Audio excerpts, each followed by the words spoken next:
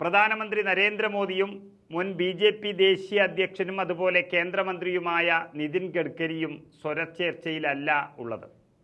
കഴിഞ്ഞ ദിവസങ്ങളിൽ BJPയിൽ നടക്കുന്ന സംഭവ വികാസങ്ങളും ദേശീയ അന്തർദേശീയ പത്രങ്ങളിൽ വരുന്ന വിശകലനങ്ങളും ഈ ചോദ്യത്തിന് ശക്തി പകരുന്നുണ്ട്.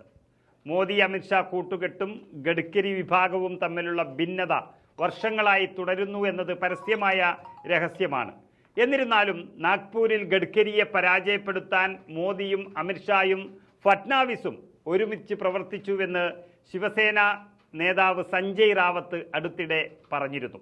ഇതിന് ശക്തി പകരുന്ന തരത്തിൽ ഗഡ്കരി അനുകൂലികളെന്ന് അവകാശപ്പെടുന്ന ആയിരക്കണക്കിന് നാഗ്പൂർ വോട്ടർമാരുടെ പേരുകൾ പട്ടികയിൽ ഇല്ല എന്ന റിപ്പോർട്ടുകളും ഉണ്ടായിരുന്നു.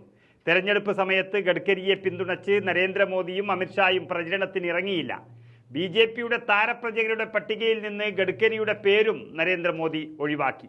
ഇതെല്ലാം വിശകലനം ചെയ്താണ് ഗഡ്കരി തന്നെ തോൽപ്പിക്കാൻ ശ്രമിച്ചു മോദിയുമായി നേരിട്ടുള്ള ഒരു യുദ്ധത്തിനും തയ്യാറായിരിക്കുന്നത്. എന്തായാലും ഈ തെരഞ്ഞെടുപ്പ് ഫലം വിശകലനം ചെയ്ത ശേഷം ഗഡ്കരി ഗ്രൂപ്പ് അടുത്ത പ്രവർത്തനം നടത്താനാണ് സാധ്യതയെന്നാണ് നിരീക്ഷകന്മാർ പറയുന്നത്. ഇതിനായി തനിക്ക് എന്നും ഒപ്പം നിൽക്കുന്ന RSSന്റെ പ്രധാന നേതാക്കളുമായി ഗഡ്കരി ബന്ധപ്പെടുന്നുണ്ടെന്നാണ് സൂചന. BJPയിലെ മോദി അമിത്ഷാ കൂട്ടുകെട്ടിൽ പാർട്ടിയുടെ ഉന്നത നേതാക്കൾ എപ്പോഴും അതൃപ്തരായിരുന്നു. എന്നിരുന്നാലും മോദി ഷാ കൂട്ടുകെട്ടിൻ്റെ പെരുമാറ്റത്തെ നേരിട്ടോ അല്ലാതെയോ എപ്പോഴും വിമർശിച്ചു കൊണ്ടിരുന്നത് ഗഡ്കരി മാത്രമാണ്. വാജ്പേയി, അദ്വാനി, ദീൻദയാൽ എന്നിവരുടെ ശ്രമഫലമായാണ് ഇന്ന് BJP കേന്ദ്രത്തിൽ അധികാരത്തിൽ എത്തി നിൽക്കുന്നത് എന്നുള്ള പരാമർശം ഗഡ്കരി നടത്തുന്നതും നമ്മൾ കണ്ടു. ഇതോടെ 2022 BJP പാർലമെന്റ് ബോർഡിൽ നിന്ന് ഗഡ്കരി പുറത്താവുകയും ചെയ്തു. ഗഡ്കരി കേന്ദ്ര ദേശീയപാതാ മന്ത്രിയായിരുന്ന കാലത്ത് ഹൈവേകൾ കുറച്ചുകൂടി മെച്ചപ്പെട്ടതായി ചില പത്രങ്ങൾ റിപ്പോർട്ട് ചെയ്തു. എന്നാൽ ഗഡ്കരിയുടെ ഈ ക്രെഡിറ്റ് മോദി എപ്പോഴും നിഷേധിക്കുകയാണ് ചെയ്തത്. ഇത് തൻ്റെ സർക്കാരിൻ്റെ ക്രെഡിറ്റാണെന്ന് പറഞ്ഞുകൊണ്ട് അത് മോദി സ്വയം ഏറ്റെടുക്കുകയായിരുന്നു. മാത്രമല്ല, തെരഞ്ഞെടുപ്പിന് തൊട്ടു മുൻപ് ദ്വാരക എക്സ്പ്രസ് ഹൈവേയിൽ ആവശ്യമില്ലാതിരുന്നിട്ടും ധാരാളം ഫണ്ട് ചെലവഴിച്ചതായി CAG റിപ്പോർട്ടിൽ പറയുന്നുമുണ്ട്. ഗഡ്കരിയെ കുരുക്കിലാക്കാനാണ് മോദി ഇങ്ങനെ ചെയ്തതെന്നും വലിയ ആരോപണം ഒരു വശത്ത് നിലനിൽക്കുന്നു.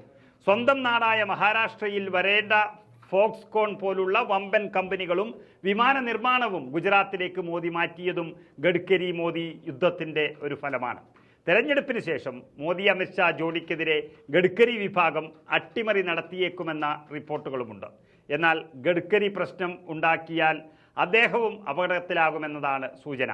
ഗഡ്കരിയുടെ മകൻ മുഖ്യപ്രതിയായ 2009 ഒരു കേസ് കേന്ദ്ര സർക്കാർ കൊണ്ടുവന്നേക്കുമെന്നും ഗഡ്കരിയെ കുഴപ്പത്തിലാക്കുന്നു എന്നും വാർത്തകളുണ്ട്. എന്തായാലും നരേന്ദ്രമോദിക്ക് ശേഷം ആരായിരിക്കും പ്രധാനമന്ത്രി എന്ന ചോദ്യത്തിനുള്ള ഉത്തരമായി ദി ഇക്കണോമിസ്റ്റ് അടുത്തിടെ ഒരു ലേഖനത്തിൽ പരാമർശിച്ച 3 പേരിൽ ഒരാളാണ് നിതിൻ ഗഡ്കരി.